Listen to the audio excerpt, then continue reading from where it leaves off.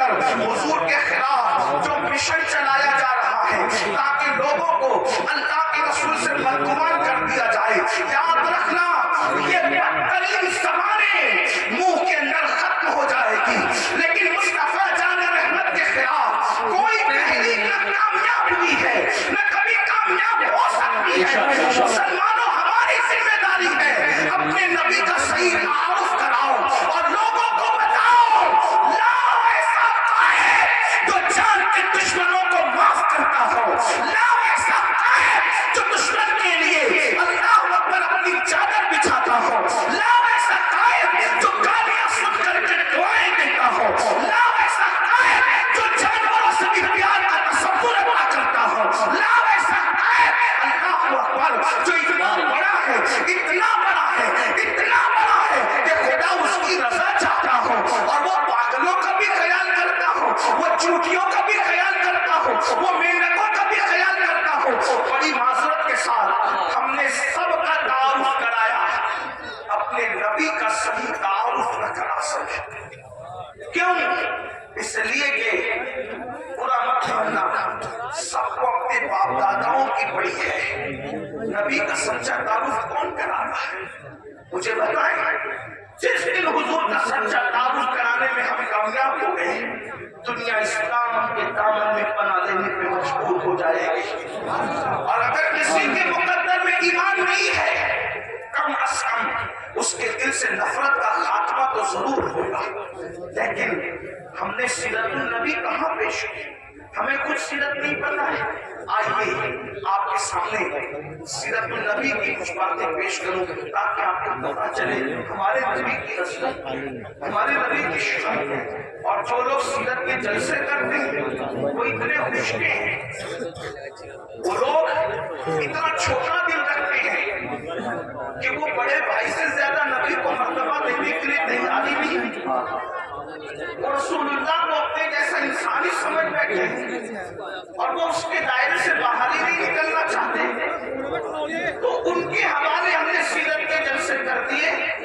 سیرت النبی کا عنوان ہے لیکن وہ سیرت الانسان بیان کرتے ہیں۔ سیرت النبی بیان کرنے کا حق صرف اہل سنت کو ہے، سیرت النبی بیان کرنے کا حق صرف اہل سنت کو ہے، اس لیے کہ سیرت الانسان الگ چیز ہے اور سیرت النبی الگ چیز ہے۔ سیرت النبی میں سیرت الانسان سمجھ آتی ہے، لیکن سیرت الانسان میں سیرت النبی کو آپ نہیں سمجھ سکتے، اس لیے کہ جو نبی ہوتا ہے وہ انسان ہوتا ہے مگر ہر انسان نبی نہیں ہوتا، اس لیے لوگ سیرت الانسان لے کر بیٹھے ہیں اور سیرت النبی کی ضرورت ہے۔ آپ کہیں گے سیرت الانسان میں اور سیرت النبی میں فرق کیا ہے؟ آپ توجہ فرمائیں، لوگ کہتے ہیں کیا؟ یہ کہتے ہیں آئیے کہ وہ تو اتنے ہماری طرح انسان تھے، وہ تو اتنے ہماری طرح انسان تھے کہ حلیمہ کی بکریاں بھی چلاتے تھے اور وہ بکریوں کا دودھ بھی دوتے تھے۔ اس طرح کہہ کر کے انسان کے دل میں کیا عظمت بیٹھ سکتی ہے؟ لیکن ہم کہتے ہیں اگر بکری کا دودھ دونے کا ذکر کرنا ہی لوگوں کا شوق ہے تو پھر ہم سے بھی دودھ دونا سن لو۔ اللہ اکبر، تم کہتے ہو کہ وہ بکری کا دودھ دوتے تھے، ہم بھی کہتے ہیں ہاں دوتے تھے، لیکن فرق کیا ہے؟ فرق یہ ہے کہ جب وہ ہجرت کے سفر میں صدیق اکبر کے ساتھ چلے، صدیق کو ساتھ لے چلے، افضل البشر بعد الانبیاء کی تحقیق صدیق کو اپنے ساتھ لے چلے، صدیق کو بھوک میں سکھایا تو سرکار نے ایک جھوپڑے میں نظر ڈالی اور فرمایا ابو بکر اس خاتون سے پوچھو کیا یہ ہماری میزبانی کر سکتی ہے، کیا یہ ہمیں اپنا مہمان بنا سکتی ہے؟ اللہ اکبر، صدیق اکبر اس بڑھیا کے جھوپڑے کے قریب گئے اور پوچھا میرے صاحب کہتے ہیں، یہ نہیں کہا میرے نبی کہتے ہیں، اس لیے کہ معاملہ راز میں رکھنا تھا۔ میرے صاحب کہتے ہیں کیا تو ہماری میزبانی کر سکتی ہے، کیا تو ہماری مہمانی کر سکتی ہے؟ اس بڑھیا نے کہا ساری بکریاں جنگل کو گئی ہے، میں تمہاری کیا میزبانی کروں؟ ایک بیمار بکری پڑی ہوئی ہے اور وہ بانجھ ہے اور وہ کھڑی نہیں ہو سکتی ہے، وہ چلنے کے قابل نہیں، ورنہ وہ بھی جنگل جاتی، وہ بھی چلتی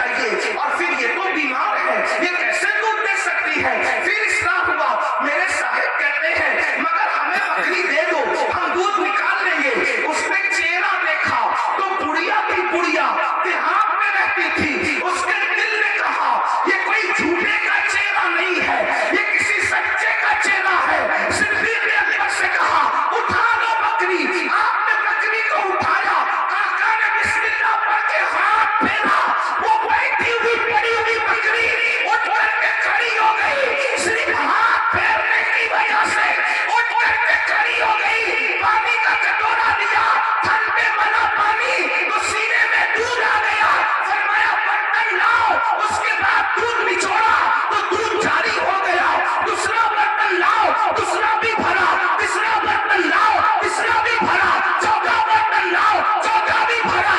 अल्लाहू अकबर। उम्मे माबद हैरत से देखने लग गई, 5 बकरी को दूध आ रहा है और इतना आ रहा है कि बर्तन के बर्तन भरे जा रहे हैं। आखिरकार बर्तन लाए गए, भर दिए गए, लाए गए, भर दिए गए। उम्मे माबद ने कहा, अब मेरे घर में बर्तन नहीं है।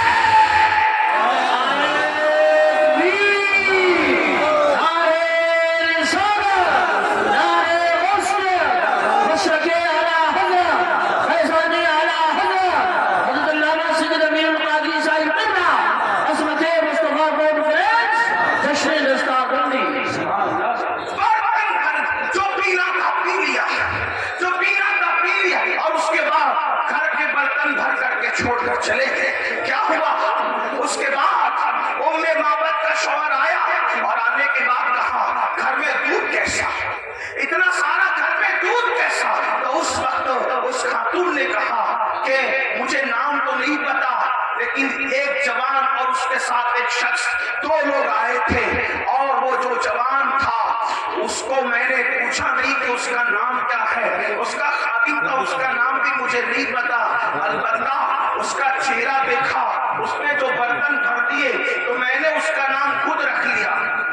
उम्मे माबद कहती है, उसका नाम मैंने नहीं पूछा, उसका नाम मैंने खुद रख लिया। क्या नाम रख लिया?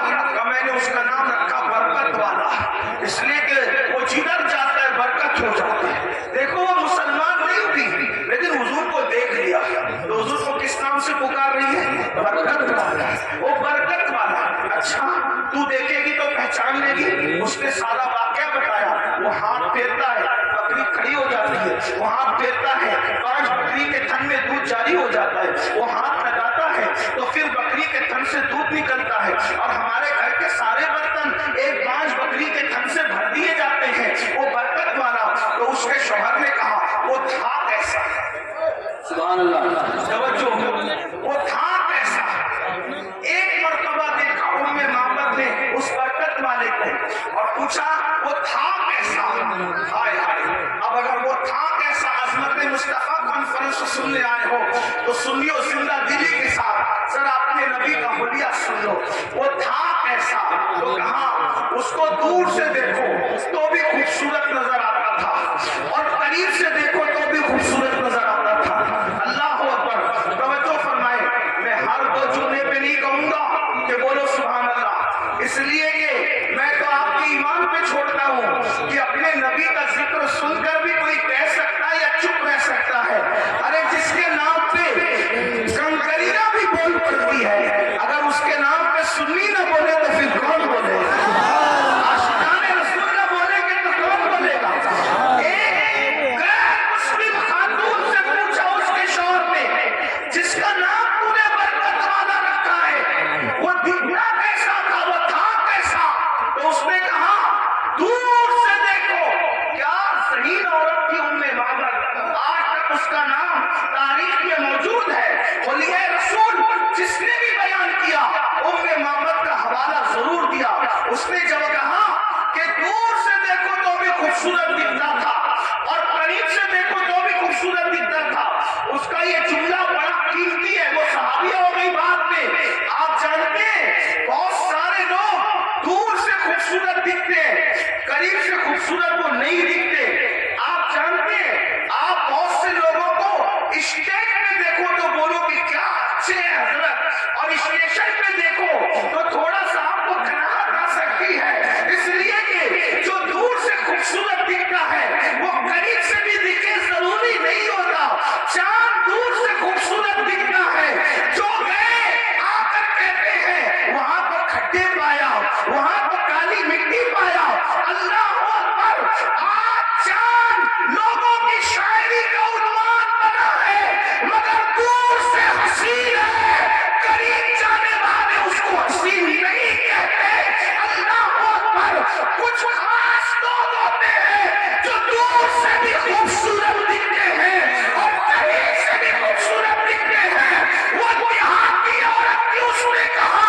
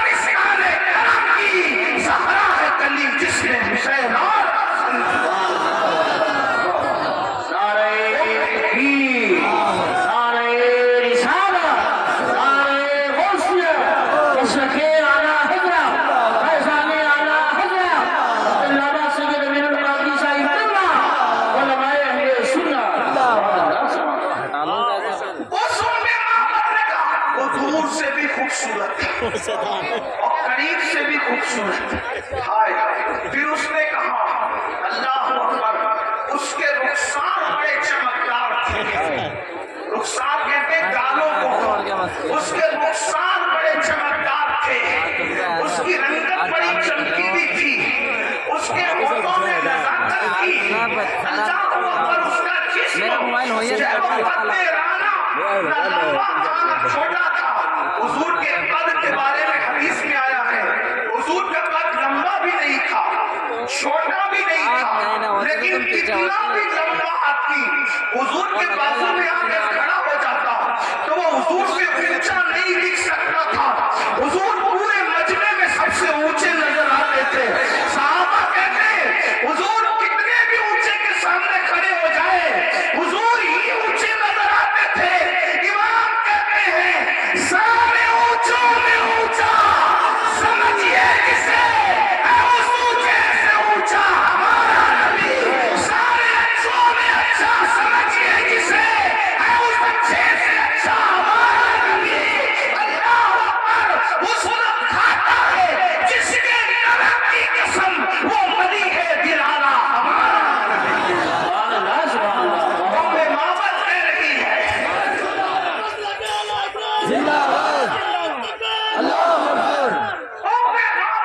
ہے نہ چھوٹے قد کا کھانا اونچے، اس لیے کہ چھوٹا ہو، کوئی چھوٹا ہو تو برا نہ مان، چھوٹا ہو تو بھی خوبصورت نہیں دکھنا چاہتا، اور لمبا ہو تو بھی بہت اچھا نہیں لگتا. میانہ حضرت امیر خسرو کہتے ہیں حضور کا حسن بیان کرتے ہیں، کہتے ہیں پری پیکر نگارے سب قد لالا رخسارے. پری پیکر نگارے، مجھے پتا ہے اس پر آپ کو بہت لوگوں کو سمجھ نہیں آئے گی، لیکن عشق سے سنو گے تو سب سمجھ آئے گی. پری پیکر نگارے سب قد لالا رخسارے، سراپا آفت دل بود شب جائے کہ من بودم. اور میرے امام کہتے ہیں کمری نے گل ان کو کہا، بلکہ بلبل نے گل ان کو کہا. ہر مخلوق اپنے سبجیکٹ پر ان کو دیکھ رہی ہے. کیا بلبل نے گل ان کو کہا، عمری نے سروے جا فضا، حیرت نے جھنجھلا کر کہا یہ بھی نہیں وہ بھی نہیں. بلبل کہہ رہا ہے یہ گل ہے، حضور کو دیکھ کے کہہ رہا ہے یہ گل ہے، اور عمری کہہ رہی ہے یہ سرو کا درخت ہے، یہ سرو ہے. ان کا قد اقدس سرو کے درخت کی طرح ہے، لیکن حیرت کو غصہ آ رہا ہے، اور وہ کہہ رہی ہے نہیں نہیں وہ گل بھی نہیں ہے اور وہ سرو بھی نہیں ہے. کیوں؟ اس لیے کہ توجہ، گل کیوں نہیں ہے، وہ گل کیوں نہیں ہے، سرو کیوں نہیں ہے؟ اس لیے کہ گل تو باغ میں ہوتا ہے، گل تو چمن میں ہوتا ہے، سرو تو باغ میں ہوتا ہے، مگر حضور کسی باغ میں نہیں، بلکہ سارا باغ حضور میں ہے. حضور باغ میں نہیں ہے، حضور باغ میں نہیں، سارا باغ حضور میں ہے. اور امام اس کو کتنے اچھے انداز سے بیان کرتے ہیں. لوگ کہتے ہیں آپ لوگوں کی گفتگو احمد رضا کے بغیر پوری کیوں نہیں ہوتی. کہتے ہیں احمد رضا کی طرح کوئی بات بھی کرتا ہو 14ویں صدی میں تو اس کو بھی لا کر بتا دو، ہم اسی طرح بات کریں گے، اسی کو کوٹ کریں گے. کیسا بیان کیا اردو ادب کے اوپر 14ویں صدی میں میرے امام کا احسان ہے. لوگ تو اپنی لیلاؤں کی زلف اور رخسار کی باتوں میں الجھے ہوئے تھے. وہ احمد رضا ہے جس نے فن شاعری کو بھی کلمہ پڑھا کر مسلمان اسے احمد رضا کہتے ہیں. یہ کوئی مبالغہ نہیں ہے، دیکھو کس طرح کی بات کی ہے. اللہ اکبر، توجہ فرمائے. کہتے ہیں وہ گل ہے لمحائے نازک ان کے. اب میں زمین والوں سے مخاطب نہیں ہوں، منبر پر اگر اہل علم کے ساتھ اہل عشق ہے تو میں ان کی بھی دعائیں چاہتا ہوں. احمد رضا کہتے کس کو ہے؟ رضا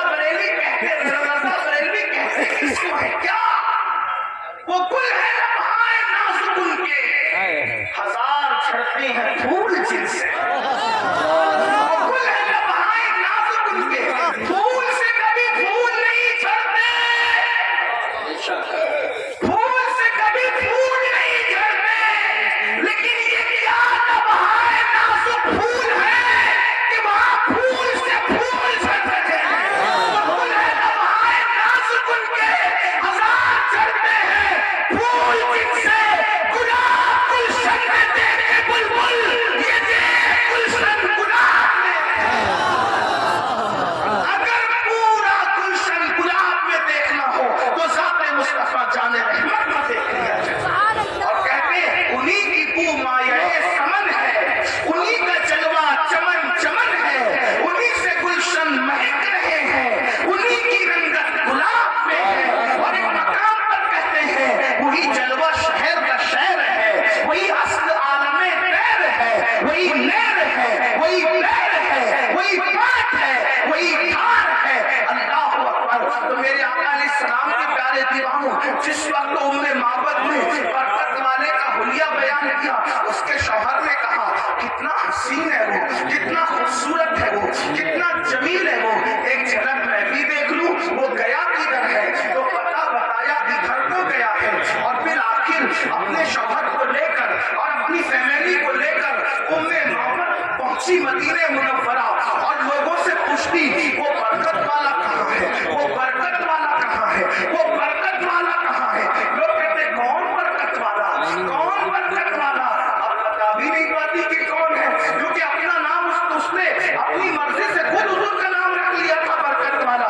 लेकिन अल्लाह अल्लाह अचानक बरकत वाला ढूंढ रही थी। सिद्दीक़ अकबर किसी काम से जा रहे थे, ठीक है, शौहर का वो देखो उसका साथी है, उस जवान का साथी वो शख्स है। वहां पहुंचे और पूछा अबू बकर सिद्दीक़ से वो तेरा बरकत वाला साहिब किधर है। आप मुस्कुरा पड़े, अच्छा आप मिलना चाहती हैं, ले करके गए। और उसके बाद जैसे ही पहुंचे उम्मे माबद के शौहर ने देखा और देख के कहा बता ये किसी झूठे का चेहरा नहीं, ये तो सच्चे का चेहरा है। और फिर कहा आप क्या कहते हैं, तो जो कहा कलिमा पढ़ के वो सब के सब मुसलमान हो गए। अंदाजा फरमाए मेरे आका अलैहिस्सलाम के प्यारे दीवानों, असल में हमें अपने बच्चों को हुजूर की अज़मत बतानी होगी, हमें अपनी नस्लों को हुजूर की सीरत बतानी होगी। एक आखिरी बात इस उन्वान से करता हूँ, फिर एंड की तरफ चलते हैं। जरा तवज्जो करना, देखो आजकल लोग अजीब अजीब सी बातें करते हैं, अजीब बातें लोग करते हैं। और ये जितनी बातें हो रही है गलत सलत की हो रही, पता है सिर्फ हसद में, सिर्फ लोगों को हुक्मरानी का भूत सवार है दुनिया में, इसलिए लोग ऐसी बातें कर रहे हैं। लेकिन हकीकत से कोई ताल्लुक नहीं। हुजूर जितने अच्छे, सही सीरत पेश करो, कैसे हुजूर है देखिए, हुजूर की शान क्या है, हुजूर की सीरत क्या है। तवज्जो करो, ध्यान से सुनो, किसी को बताने काम आए। कहते हैं जब अल्लाह के रसूल अलैहिस्सलाम ने मक्के की सरजमीन पर नबूवत का ऐलान किया, ऐलान नबूवत किया, तो मक्के के घर घर में झगड़ा होगा, ऐलान नबूवत से झगड़ा होगा, क्योंकि वो कुछ लोग गलती पर थे, उनके बच्चे सच्चाई पर आए, उन्हें दुख हुआ। सच्चाई को लोग जल्दी कबूल नहीं करते, सच्चाई कबूल करने में वक्त लगता है, लेकिन सच्चों को मेहनत करनी पड़ती है। सच्चाई कबूल करने में वक्त जाता है, सच्चों को मेहनत करनी पड़ती है, कुर्बानियां देनी पड़ती है। जब आप सच्चे हो तो आप मेहनत क्यों नहीं करते, आप कुर्बानियां क्यों नहीं देते, आप सीरतुन नबी को आम क्यों नहीं करते, पास पड़ोसियों को रसूलुल्लाह के वाकयात क्यों नहीं सुनाते, अपने बच्चों को हुजूर के वाकयात क्यों नहीं सुनाते। मक्के की जमीन है, नफरतों का माहौल है, तूफान बदतमीजी बपा की गई है। ऐसे आलम के अंदर अल्लाह के रसूल अलैहिस्सलाम अपनी जिंदगी गुजार रहे, हुजूर की लाइफ गुजर रही है। एक मर्तबा का वाकया है कि मक्के की जमीन मक्का पर शाम हो रही है, सूरज मक्के की घाटियों में अपने चेहरे पे घूंघट डालने के करीब है और शाम की चादर अर्ज़े मक्का पर फैलने के करीब है। ऐसे आलम के अंदर अल्लाह हू अकबर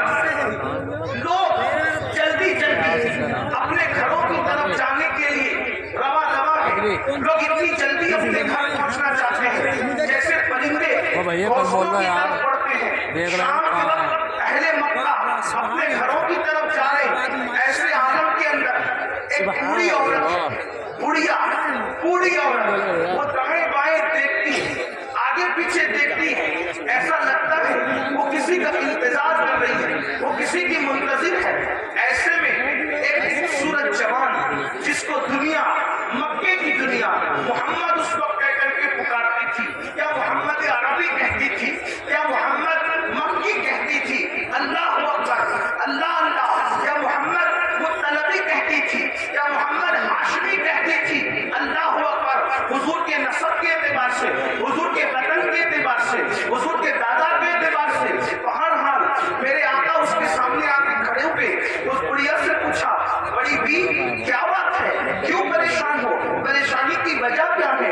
बुढ़िया कहती है, ए जवान, मेरा सामान नहीं बिका, और सामान नहीं बिका, शाम हो गई, लोग घरों को जा रहे, बाजार की रौनक खत्म हो रही है, खरीदी बिक्री करने वाले अब शाम के बाद बाजार नहीं आते, इसलिए मुझे घर जाना है, सामान बिका नहीं, मेरे पास कोई रकम नहीं कि कोई मेरा सामान उठाए तो उसको मैं एवज दूं, इसीलिए किसी को ढूंढती हूँ, कोई मेरी मदद करे। अल्लाह अकबर। मुसलमानों, ये तारीख की अनमिट नुकूश में मौजूद है।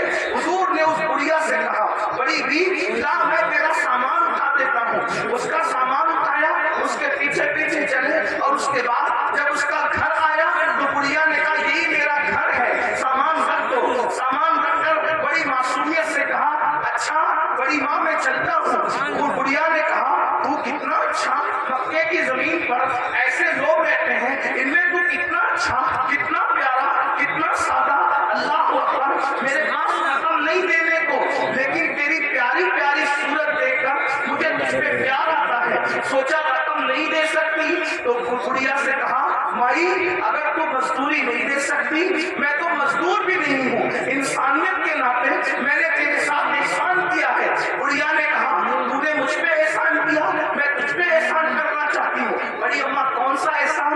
चंद अल्फाज तेरे दामन में डाल दूं ताकि तुझे काम आए, मैं तुझे नसीहत करूं ताकि तुझे काम आए। अल्लाह अकबर। आका ने सलाम ने मुस्कुराते हुए कहा, अच्छा माई बोलो, क्या नसीहत करती हो?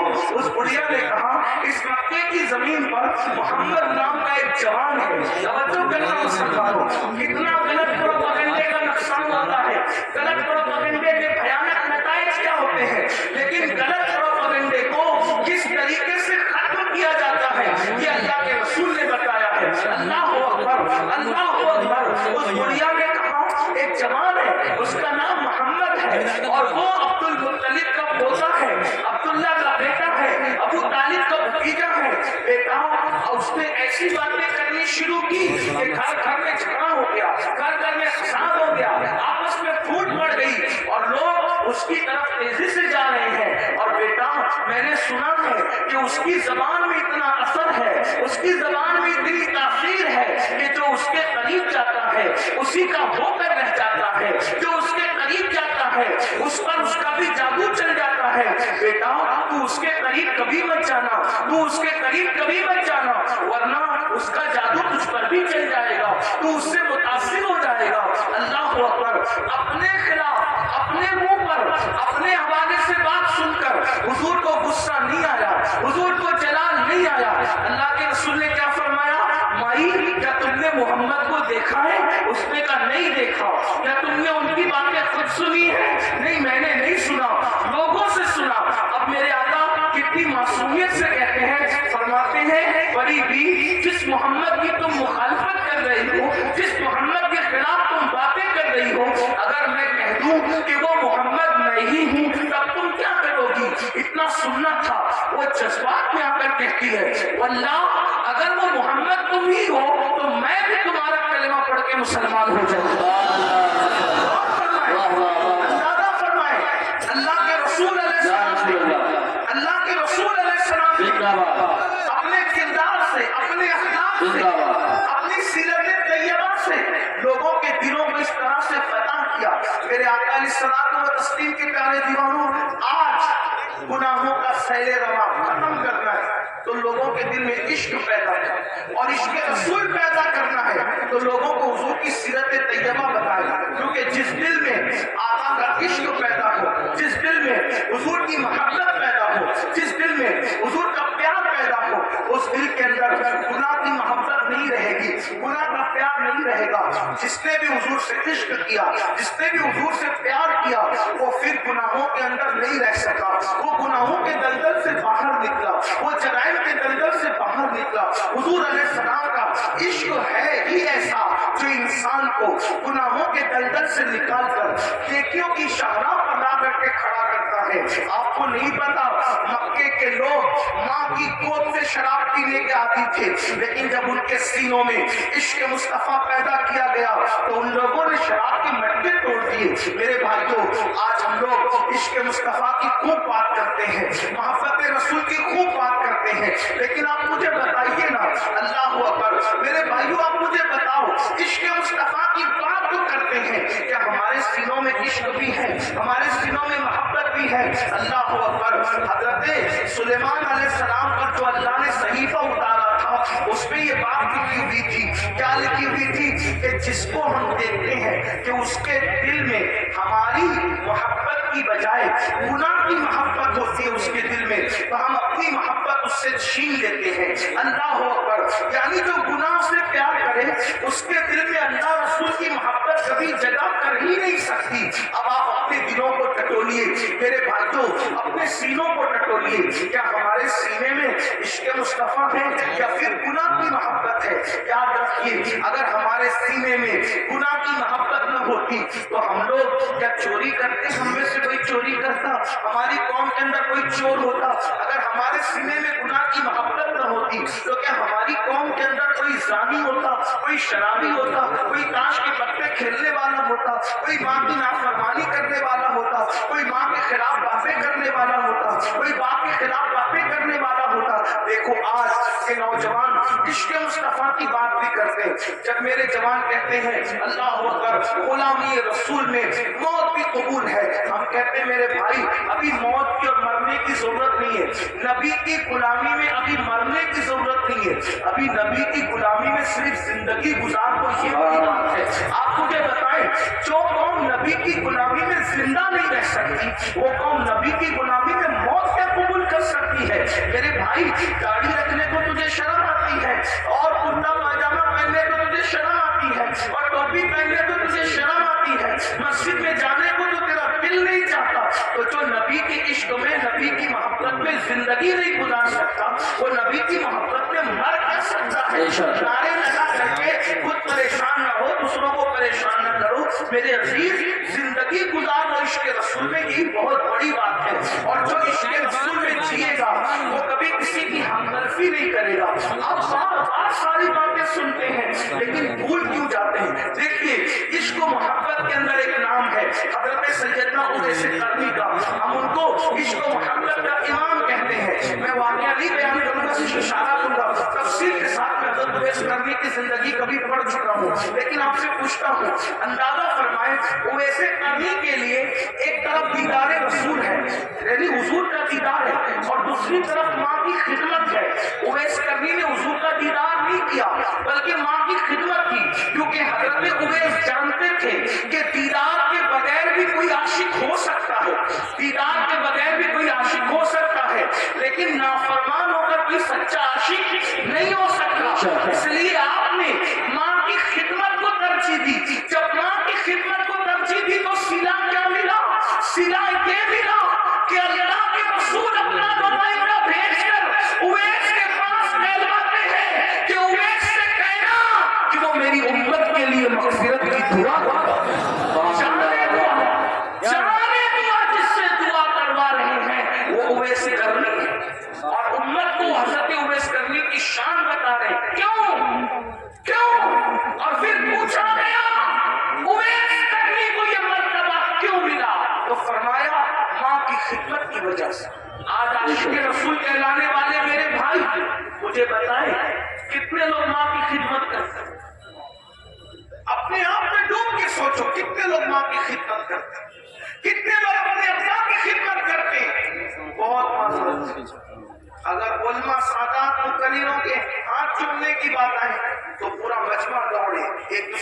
دھکا دے، مار پیٹ کرے، سب کرے، لیکن جس جذبات کے ساتھ تم مقرروں کے ہاتھ چومتے ہو اسی جذبات کے ساتھ کیا تم اپنی ماں اور اپنے باپ کے بھی ہاتھ چومتے ہو؟ باتیں کڑوی ہے، لیکن ایک بات یاد رکھنا، کسی بھی مقرر کے پیروں کے نیچے تمہاری جنت نہیں ہے۔ کتنا بھی بڑا مقرر ہو، کتنا بھی بڑا مقرر ہو، کتنا بھی بڑے ٹائٹل کے ساتھ ہے، کتنا بھی کامیاب مقرر ہو، کتنا بھی بڑا پیر صاحب، کتنا بھی بڑا عالم صاحب، کتنا بھی بڑا خطیب، کتنا بھی بڑا عالم، بتاؤ کیا حدیث ہے ان کے لیے کہ ان کے پیروں کے نیچے تمہاری جنت ہے؟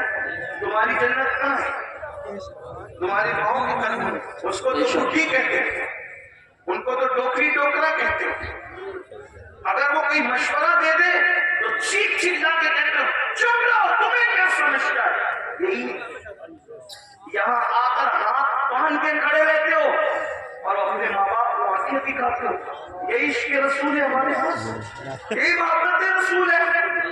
بہت سارے ظالم تو ایسے ہیں کہ جن لوگوں نے اپنے ماں باپ کو چھوڑ کر کے سسرال بسا لیا، ماں باپ کی خبر بھی نہیں ہے، ماں باپ بھیک مانگ رہے کہ کیا کریں، ماں باپ کو کھانا ہے کہ نہیں ہے کوئی فکر نہیں ہے، اور ہم عاشق رسول ہیں۔ اللہ کے بندو، یہ عشق مصطفیٰ نہیں، اوے سے کرنی نے بتایا ایک طرف دیدار رسول کتنی بڑی چیز ہے، کبھی سوچا ارے دیدار کرنے سے صحابی بنتا ہے انسان، صحابی، مگر حضرت اوے سے کرنی نے ماں کے کہنے پہ دیدار رسول کو نہیں گئے ماں کے کہنے پہ، اور ہمیں بتایا ایک وفادار عاشق کیا ہوتا ہے۔ اور آج ہم ماں باپ کو دوا کے پیسے دینے کے لیے بھی ان کو ترساتے ہیں، ان کو تڑپاتے ہیں، انہیں بے چین کرتے ہیں۔ آقا علیہ السلام نے فرمایا اگر تیرے ماں باپ تجھ سے ناراض ہیں تو اللہ تیری نمازیں بھی رد کر دے گا،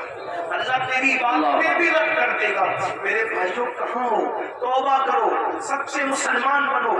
صرف نعرے ہمیں انقلاب نہیں لا سکتے، صرف نعرے ہمیں بدل نہیں سکتے۔ آپ کو میں کہتا ہوں اے گرد و نواح سے آنے والے مسلمانوں، جذباتی نہ بنو، حالات کا مقابلہ کرنا ہے تو عمل کے میدان سے کرو، مسجدوں کو آباد کرو، باپ کے فرما بردار بنو، حلال رزق کو روزی کو لازم پکڑو، عبادت کرو، اللہ کی بارگاہ میں گر گراؤ، اپنے گناہوں سے توبہ کرو، رب کی بارگاہ میں رجوع کرو، ایک سچے عاشق کی طرح بنو۔ آئیے بات کو اختتام کی طرف پہنچاتے ہوئے، جب دل میں عشق آتا ہے تو گناہ کی نفرت کیسے پیدا ہوتی ہے؟ جب دل میں محبت رسول آتی ہے تو گناہ کی نفرت کیسے پیدا ہوتی ہے؟ ہزاروں واقعات تاریخ میں موجود ہے۔ دنیا ہمیں عشق رسول کی طرف کیوں آنے نہیں دینا چاہتی؟ اس لیے کہ دنیا جانتی ہے جس دن یہ عاشق بنے گا اس دن یہ ہر گناہ سے چھٹکارا پائے گا، اس دن یہ ہر گناہ سے اپنے آپ کو دور کر لے گا، اس دن یہ ہر برائی سے اپنے آپ کو دور کر لے گا۔ اللہ اکبر، عاشق بنے گا تو اس کو پتا چلے گا نماز میں میرے محبوب کی آنکھوں کی ٹھنڈک ہے تو وہ نماز بھی پڑھے گا، حرام کھاؤں گا حضور کے دل کو تکلیف پہنچے گی تو وہ حرام سے بھی باز رہے گا۔ اللہ اکبر، جھوٹ بولوں گا تو حضور کے دل کو تکلیف پہنچے گی، وہ جھوٹ سے بھی باز رہے گا۔ آئیے جو تاریخ کا بڑا خوبصورت سا واقعہ ہے وہ پیش کر کے اپنی بات پوری کر لوں۔ کس طریقے سے بدلتا ہے عاشق، بس عشق پیدا ہو جائے، کس طرح سے تبدیل ہوتا ہے، کس طرح سے اس کی زندگی میں انقلاب آتا ہے، کس طرح سے اس کی زندگی بدلتی ہے۔ اللہ اکبر، کہتے ہیں مکہ المکرمہ میں ایک جوان تھا، اس جوان کو دنیا فضالہ کے نام سے پکارتی تھی۔ فضالہ نام کا وہ جوان، اللہ اکبر، بڑا ہسمکھ تھا، ہسمکھ اس کی عادت تھی، ہنسی مذاق اس کی عادت تھی، اور وہ لوگوں سے دل لگی کرتا رہتا تھا، ہنسی مذاق کرتا رہتا تھا۔ اور اللہ اکبر، اس کا حال یہ تھا کہ ایک لڑکی مکے میں بڑی خوبصورت تھی، اس کا دل اس لڑکی سے لگ گیا تھا، اور جوانی تھی، جوانی کا شباب تھا، جوانی کا جوبن تھا، اس نے لڑکی سے پیار کر لیا، محبت کر لیا، اور لڑکی کے عشق میں وہ مبتلا ہو گیا۔ جب لڑکی کے عشق میں مبتلا ہوا تو اس کی عادت تھی وہ روزانہ ایک مرتبہ دن میں کعبۃ اللہ کے طواف کو جاتا تھا، اور پھر اس کی عادت یہ تھی جاتے وقت بھی وہ اس لڑکی کے ساتھ بیٹھ کر ہنسی مذاق کرتا تھا اور آتے وقت بھی اس لڑکی کے ساتھ وہ ہنسی مذاق کرتا تھا. اللہ اکبر. ایک دن فضالہ کا مقدر عروج پر تھا, اوج پر اس کا مقدر تھا.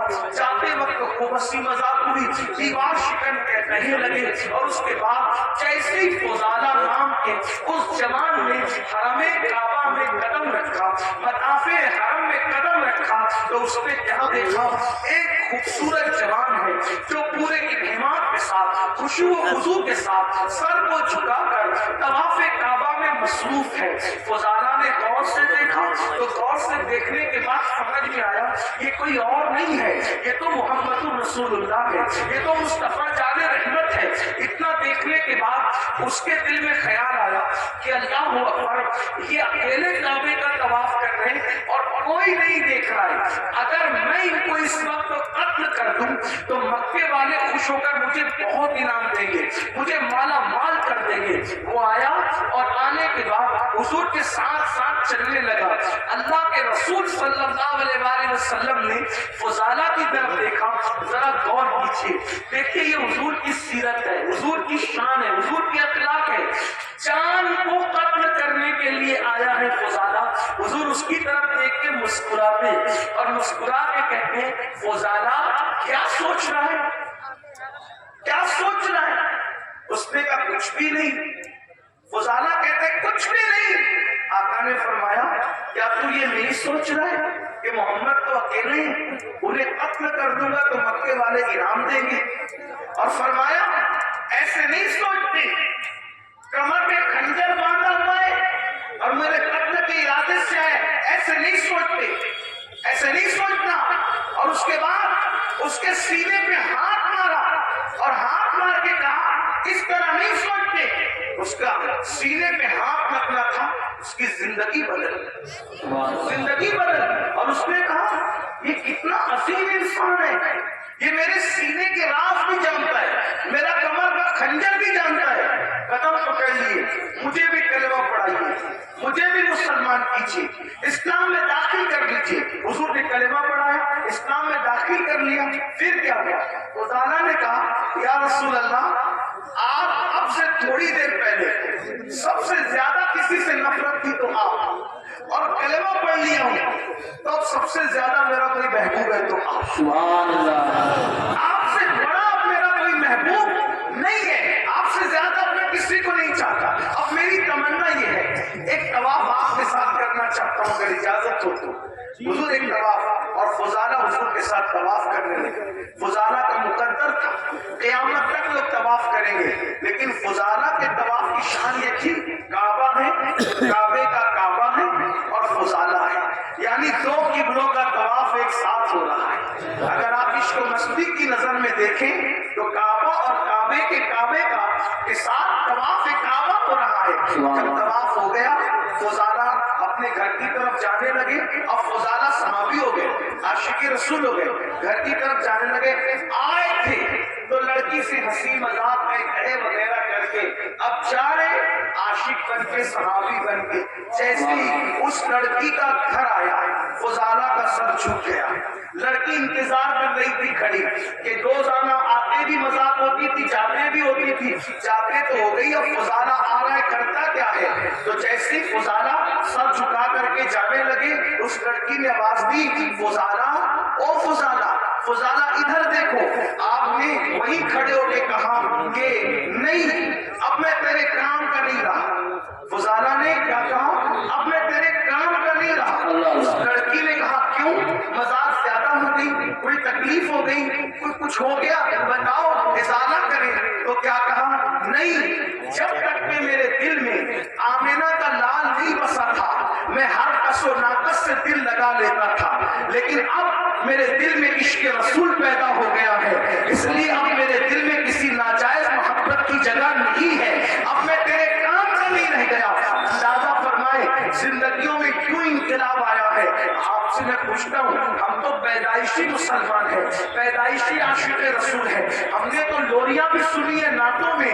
آپ بتائیں پھر ہمارے دلوں میں ناجائز محبتیں کیوں ہیں, گناہوں کی محبتیں کیوں ہیں؟ وجہ صرف یہ ہے ہم रस्मी और इसमी आशिक रसूल है। हमें हकीकी आशिक रसूल बनने की जरूरत है। मेरे भाइयों मुझे बताओ ना, आखिर वो कैसा आशिक होगा जो अपने नबी के दिल को तकलीफ पहुंचाएगा, अपने महबूब के दिल को तकलीफ पहुंचाएगा? वो रसूल जो पूरी पूरी रात हमारे लिए दुआएं करते हैं, आज हम उस रसूल की नाफरमानी कर रहे हैं, उनकी बात नहीं मान रहे। मुसलमानों बताओ, अल्लाह के रसूल के दिल पे क्या गुजरती होगी? ये मेरी माएँ और बहनें मौजूद है, ये बहनें बगैर दुपट्टे के घर से निकलती है, हुजूर के दिल पे क्या गुजरती होगी? ये बहनें नमाजें नहीं पढ़ती है, सीरियल देखती है, फिल्में देखती है, मर्दों के साथ अगर अल्लाह ने दौलत दे दी है तो पार्कों में घूमने के लिए बेपर्दा जाती है। बताओ तो सही, ये दीन का गुलशन कितनी मेहनतों से सजाया गया है, ये दीन का गुलशन कितनी कुर्बानियां दी गई है जब ये दीन का गुलशन सजा है। अगर आज मुसलमान इस एहसास से आरी हो जाए तो बताइए फिर मुसीबतें नहीं तो क्या, फिर तकलीफें नहीं तो क्या, फिर अल्लाह अकबर तबाही नहीं तो क्या, फिर बर्बादी नहीं तो क्या? याद रखिए, अपने नबी से सच्चे दिल से जुड़िए। जो रसूलुल्लाह से सच्ची मोहब्बत करता है वो कसरत से अपने नबी का जिक्र करता है, उसकी पहली निशानी है वो कसरत से अपने नबी का जिक्र करता है। बताइए क्या हम अपने आका का जिक्र कसरत से करते हैं? अरे कसरत तो जाने दीजिए, कई कई दिन हो जाते हैं कलमा भी नहीं पढ़ पाते। बताइए ये हाल है, पूरी पूरी जिंदगी कुरान का हाथ भी नहीं लगाते। मेरे भाइयों कैसे मुसलमान हो आप? ये सोचते हो हम मुसलमान हैं इसलिए हम पर मुसीबतें आ रही है, हम मुसलमान इसलिए मुसीबत नहीं आ रही है, हम सच्चे मुसलमान नहीं है इसलिए मुसीबत आ रही है। मेरे भाइयों हमें जेल भरने की तहरीकें शुरू करने की जरूरत इसलिए पेश आ रही है कि हमने मस्जिदें भरने की कोशिश नहीं की। अगर हमने मस्जिदें भरने की कोशिश की होती तो हमें ये दिन देखने नहीं पड़ते, अगर हमने मस्जिदें भर दी होती तो हमें ये दिन देखने ही नहीं पड़ते।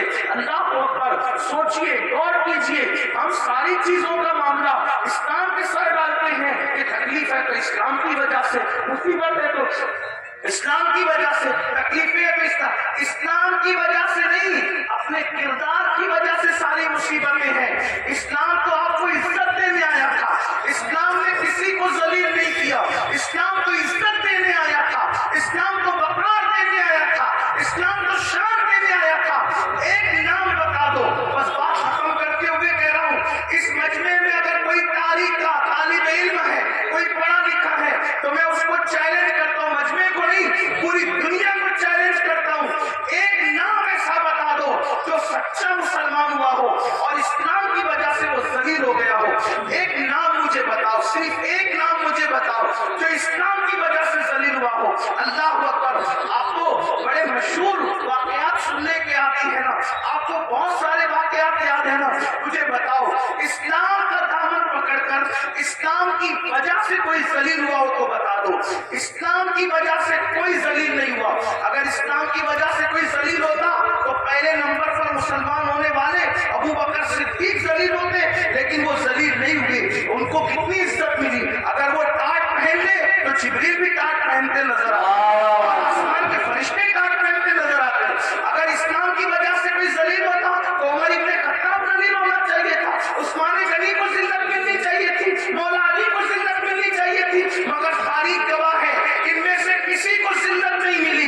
जब इन्होंने इस्लाम का दामन पकड़ा अल्लाह ने इनको ऐसी इज्जतें अता फरमाई कि अल्लाहु अकबर, अरब के बोरिया नशीन कैसर व किस्रा के ताजदार बनते हुए नजर आए। पता चला आपकी हमारी सोच क्या पता है, कपड़े से इज्जत मिलती है, मोबाइल से इज्जत मिलती है, और उसके बाद अच्छी बाइक से इज्जत मिलती है, और शेविंग कराने से इज्जत मिलती है। ये सब भूत सवार है, इसलिए जलील हो रहे हो। लेकिन याद रखना इज्जत सिर्फ इस्लाम से मिलती है। अगर आप इजाजत दें तो तारीख का एक खूबसूरत वाकया पढ़ के बाद इज्जत इस्लाम कपड़ों से नहीं, इज्जत इस्लाम से मिलती। आपने सुना है, बहुत बार सुना है, सुन ले उसको। क्या तारीख है, जब बैतुल मुकद्दस फतह करने के लिए लश्कर इस्लाम पहुंचा तो वहां के राहिब ने कहा कि हम तुम्हारे अमीर को चाबियां देंगे, बुलाओ तुम्हारे अमीर। अल मुक़द्दस مقصد یہ کہ فاروق اعظم کو خط لکھا.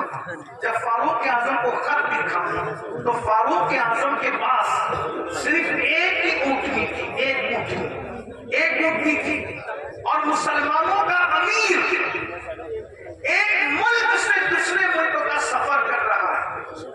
امیر المومنین, نہ کوئی فوج ہے, نہ کوئی ہٹو بچوں والا معاملہ ہے, کچھ نہیں, اکیلا امیر سفر کر رہا ہے اور ساتھ میں غلام ہے. خود کی ایک ہی اونٹنی ہے اور ایک اونٹنی کے ساتھ سفر ہو رہا ہے.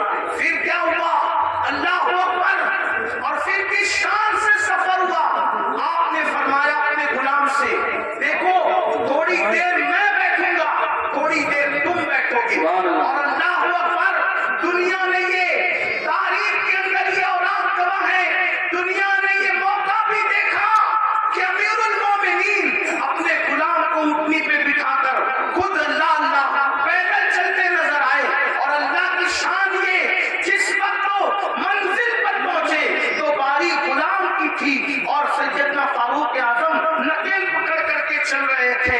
اور حالت یہ تھی اس وقت امیر المومنین کے بدن پر جو جبہ تھا اس پہ پیبند لگا ہوا تھا, اور جو موزے پہنے تھے وہ ایڑی کے پاس سے پھٹے ہوئے تھے. جس وقت نالا آیا آپ نے سوچا پھٹے ہوئے موزوں میں پانی بھر نہ جائے, تو موزے اتار کر آپ نے گردن میں ڈال لیے. اور اس کے بعد جب نکلے تو حضرت خالد بن ولید اور ابو عبیدہ ابن الجراح کان میں باتیں کر رہے تھے. امیر المومنین یہ کیا کر رہے ہیں؟ ارے موزے پیر میں تھے تو پھٹا پن چھپا ہوا تھا. اتنے لوگ استقبال کے لیے آئے ہیں, مسلم بھی ہے, غیر مسلم بھی ہے, یہودی بھی ہے, عیسائی بھی ہے, مشرک بھی ہے, سب دیکھنے آئے کہ مسلمانوں کا امیر کیسا ہے. اور انہوں نے پھٹے ہوئے موزے کندھے میں ڈال لیے, غلام کو بٹھا دیا. لوگ استقبال کرنے کے لیے آگے بڑھے. ان کو یوں لگا کہ جو نکیل پکڑ کے چل رہا ہے وہ غلام ہے اور جو سواری پہ بیٹھا ہے وہ امام ہے. لیکن جب استقبال کے لیے لوگ آگے بڑھے جو نہیں پہچانتے تھے تو خالد بن ولید اور ابو عبیدہ ابن الجراح نے کہا وہ آقا نہیں ہے ہمارا, یہ ہمارا امیر تو یہ ہے جو نکیل پکڑ کے چل رہا تھا. تو لوگوں نے پوچھا اس کو کیا ہو گیا, تو تب بتایا گیا ان کی ملکیت میں ایک ہی اونٹنی تھی اور غلام کو ساتھ لائے. تو انصاف کا تقاضا یہ تھا کہ جتنی دیر یہ بیٹھیں گے اتنی دیر غلام بھی بیٹھے گا, اور جتنی دیر غلام پیدل چلے گا اتنی دیر یہ پیدل چلیں گے. اور باری اس کی تھی, اللہ اکبر, چپکے سے کسی جوان نے کان میں کہا امیر المومنین اتنے لوگ استقبال کے لیے آئے ہیں, پیبند والا جبہ پہنا ہے, پھٹا ہوا موزہ کندھے پہ ڈال لیا ہے, آپ نے کیا کیا؟ تو آپ نے غصے میں کنکر اٹھائے اور اٹھا کر کے ان پہ مارنے میں فرمایا کہ حضور علیہ السلام کے پردہ فرمانے کو ابھی ایک صدی بھی نہیں بیتی اور تم اتنی جلدی تمہاری سوچ بدل گئی, اتنی جلدی تمہاری فکر بدل گئی, اتنی جلدی تمہارے خیالات بدل گئے. فرمایا واللہ ہمیں عزت کپڑوں کی اور سواری کی وجہ سے نہیں ملی ہے, ہمیں عزت اسلام کی وجہ سے ملی ہے, نبی کی وفاداری کی وجہ سے ملی ہے. جب تک ہم اسلام کا دامن پکڑے رہیں گے اور حضور سے وفاداری کرتے رہیں گے اس وقت تک اللہ ہمیں عزت عطا فرماتا. آپ مجھے بتائیں, اللہ اکبر, جب چابیاں دی گئی تو ساتھ ہی ساتھ وہ عیسائی مسلمان بھی ہوئے اور کہا عمر اگر لاؤ لشکر کے ساتھ آتے تو صرف چابیاں دیتے, لیکن عمر تم اسلام کی سادگی کے ساتھ آئے ہو تو ہم نے چابیاں بعد میں دی ہے, پہلے ہم نے تمہیں اپنا دل دے دیا ہے. اور وہ کلمہ پڑھ کے مسلمان ہو گئے. مسلمانوں بتاؤ آج جتنی دلچسپی بائک میں لیتے ہو, جتنی دلچسپی اچھے کپڑے میں لیتے ہو, جتنی دلچسپیاں اچھے قیمتی جوتوں میں لیتے ہو, جتنی دلچسپیاں ہٹو اور بچوں میں لیتے ہو, اتنی دلچسپی اسلام پر عمل کرنے میں لو. پھٹے کپڑے پر بھی تمہیں عزت ملے گی, اللہ اکبر, پیدل چلنے پر بھی تمہیں عزت ملے گی, تمہیں بڑھار ملے گا. غربت کے باوجود بھی دنیا تمہارے قدموں میں اپنا سر رکھنے پہ مجبور ہو جائے گی. اللہ اللہ, مجھے بتاؤ سردار غریب نواز کے پاس کون سی دولت تھی, کون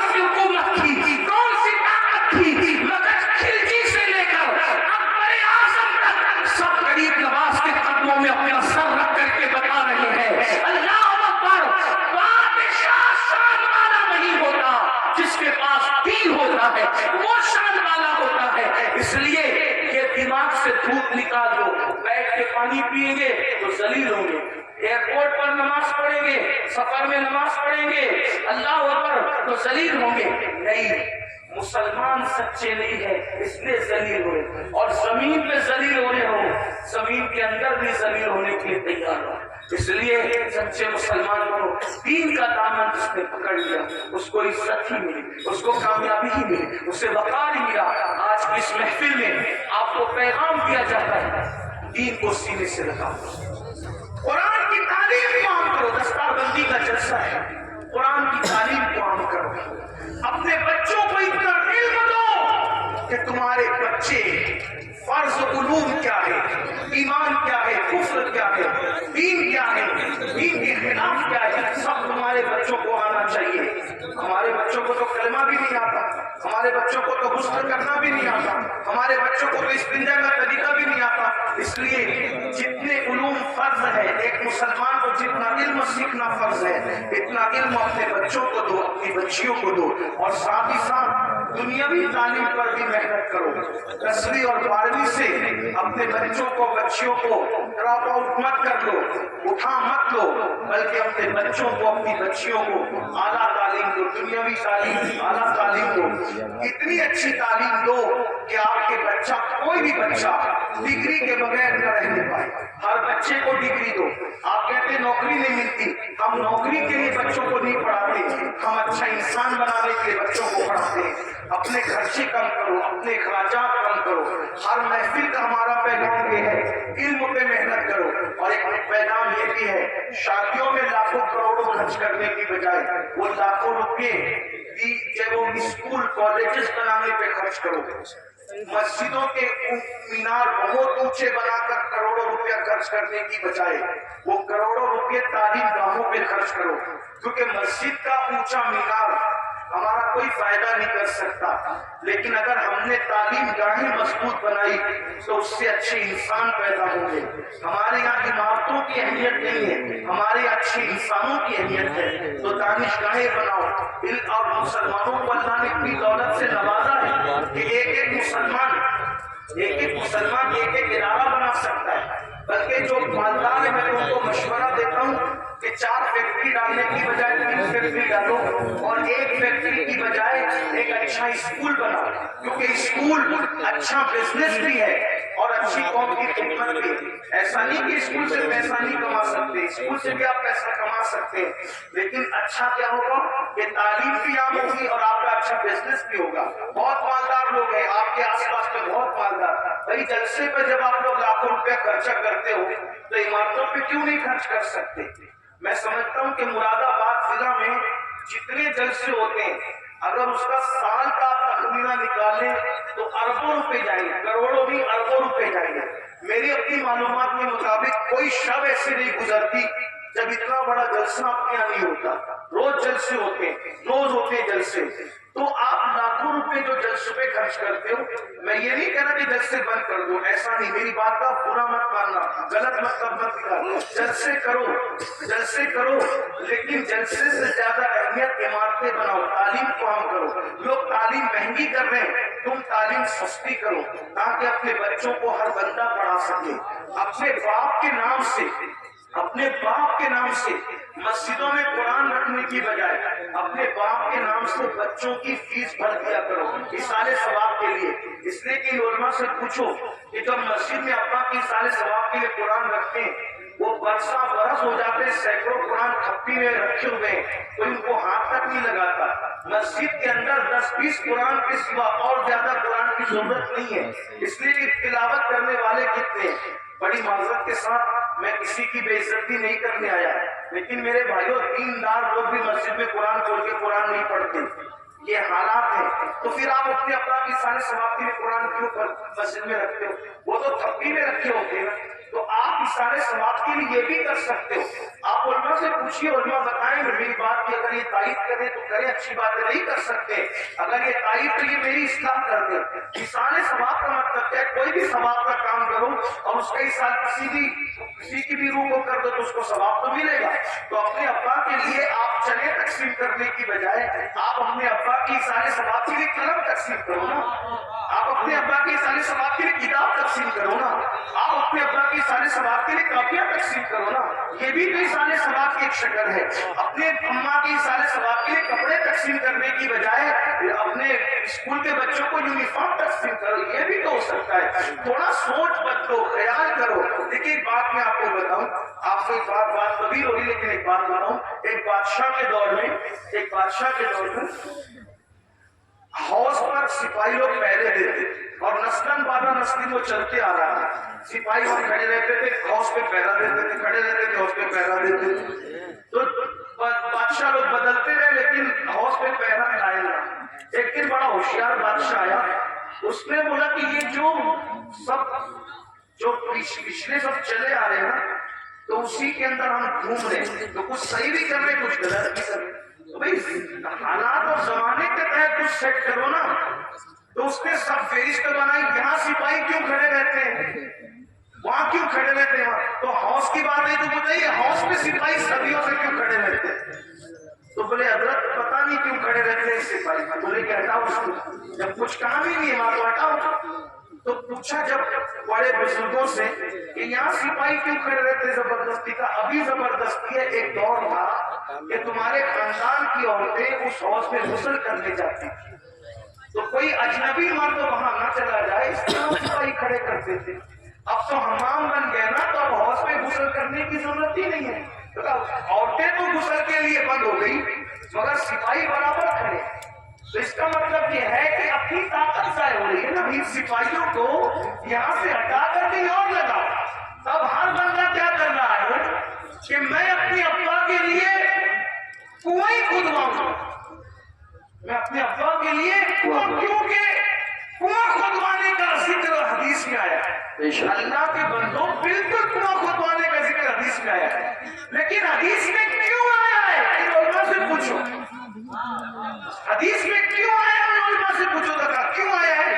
بھائی اصل میں حدیث میں اس لیے آیا کہ اس دن جس دن حضرت صاحب نے پوچھا تھا کہ میری ماں کا انتقال ہو گیا, میں اس کے سارے ثواب کے لیے کیا کر سکتا ہوں, تو اس وقت مدینے والوں کو پانی کی بہت ضرورت تھی.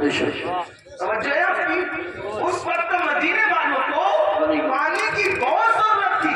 تو جس کی ضرورت تھی حضور نے اس کی طرف توجہ دلائی اور فرمایا ضرورت پانی کی ہے تو کنواں کھدوا دو. کنواں کھدوانا مقصود نہیں تھا, ضرورت پوری کروانا مقصود تھی. تو سارے ثواب کا معاملہ سمجھ میں آیا. معاملہ کنویں کا نہیں ہے, ہمیں اشارہ دیا گیا اگر سارے ثواب کرنا ہے تو قوم کو جس کی ضرورت ہے اس کے وجہ سے سارے ثواب کرو, تاکہ تمہارے باپ داداؤں کو ثواب بھی مل جائے اور قوم کی ضرورت بھی پوری ہو جائے. بات سمجھ میں آئی. تو اس وقت تو کنویں کی ضرورت تھی, آج ہماری قوم کو تعلیم کی ضرورت ہے. کسی دور میں قوم کو روٹی کی ضرورت تھی, آج ہماری قوم کو یونیفارم کی ضرورت ہے کہ بچوں کا اسکول کا یونیفارم ہم تقسیم کریں لباس کی شکل میں. کل ہمارے جو ہے وہ لوگوں کو پان یا چنے کی ضرورت تھی تو بزرگوں نے وہ تقسیم کرایا. آج ہمارے بچوں کو قلم کی ضرورت ہے, اس لیے یہ تقسیم ہونا چاہیے. مطلب یہ ہے کہ ایصال ثواب کا جو تصور ہے وہ قوم کی ضرورت کے مطابق ہے, اس لیے جیسی ضرورت ہے ویسے کے مطابق کرو. یہ میں نے ایک اپنا چھوٹا سا جو وہ کوشش کر کے مطالعہ پیش کیا ہے.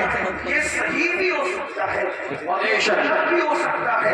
اگر صحیح ہے تو من جانب اللہ ہے, اور اگر غلط ہے تو میرے نفس کی شرارت ہے. اس پر میں اللہ کی بارگاہ میں توبہ کرتا ہوں, لیکن آپ سے اتنا ضرور کہتا ہوں اپنے بچوں کو پڑھاؤ اور بہت پڑھاؤ.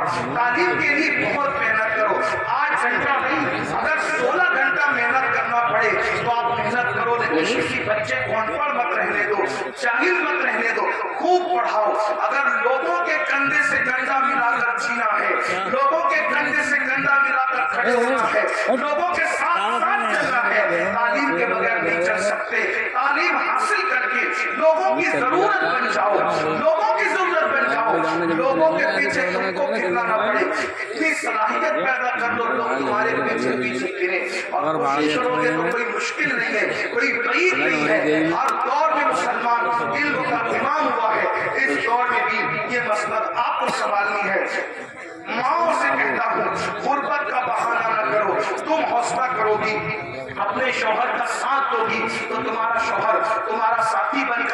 بچوں کو آگے پڑھائے گا.